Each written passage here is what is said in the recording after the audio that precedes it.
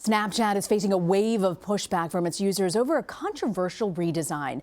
A petition to remove the update got over 1 million signatures, and the company's value dropped by $1.5 billion. That's after Kylie Jenner, formerly an avid user of Snapchat, tweeted out that she no longer likes the platform. Co-founder of Market Snacks, Nick Martell, joins us now to discuss. Nick, I want to start off with this Kylie Jenner tweet. What do you make of that? So this is such a crazy surprise, but also not a surprise because Snapchat's had so many issues for so long. Yeah. But let's focus on the tweet. So you have immediate fallout. Snapchat loses $1.5 billion in value, like right off the bat.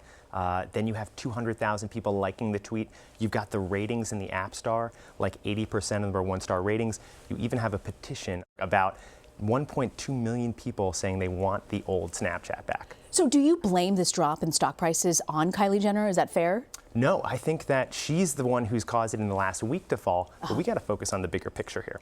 And the bigger picture has to do with Facebook and the interactions with Snapchat and Facebook over the last year and a half. So talk to me a little bit about that, because at one point FaceChat was very envious of Snapchat. Facebook was very envious of Snapchat, right? Yeah. I mean, 2013, Facebook's trying to buy Snapchat.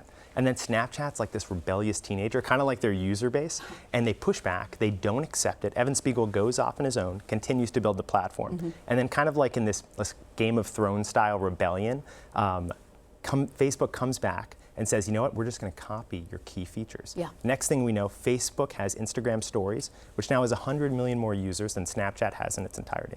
That is pretty remarkable. So they've overtaken them then. So they've overtaken them in that way.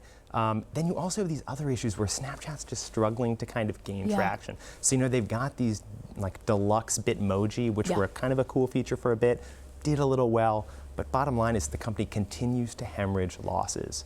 So why do you think there's been such pushback in this redesign, and how do you think it's affecting them at this point? Number one reason really is celebrities and an inability to connect. So do you remember when Facebook first came out and was only for college students? Yeah. And that was like great, and college students loved it. And then a few years later, your mom's on it, and there's all that pushback. Yeah. So everyone always doesn't like a redesign. Facebook was able to get over that in this transition since then. Yeah. But with Snapchat in this case, a core reason why people used it was to connect with celebrities. Like you'd go on, you'd feel like you were in Rihanna's home, which was great. You do. You have this connection to celebrities, and a lot of people use that for that platform, right?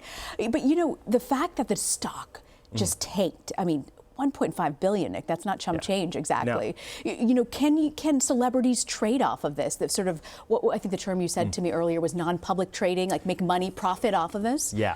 So this is an interesting concept, and we talked about it a lot in this business ethics class that I was actually taking, which was, you know, what exactly is insider trading? The interesting thing about insider trading is that it's kind of a misnomer. You don't have to be an insider to be guilty of insider trading. If I'm an executive at a company, I give you non-public information and you're not part of the company and you trade off it, that's actually illegal.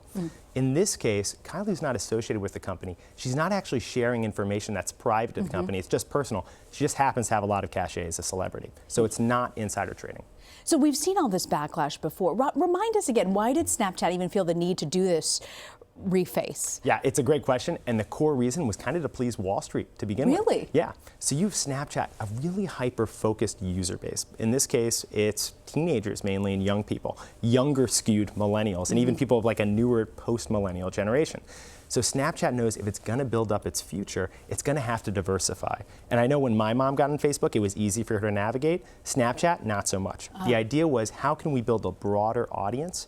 And this was the attempt, to make it easier to use. The problem is they've alienated their base while they're trying to do this. But in Snapchat's defense, they did make some changes and tweaked it a little bit. Do you get the sense that users are happier now, or? No, we don't get that sense. I mean, you just look at the ratings on the App Store. Yeah. 80% of the ratings are one-star ratings. People are not connecting well with this new redesign. And that's a major problem for them, especially because they're trying to gain traction with advertisers and show that they can build a broader audience.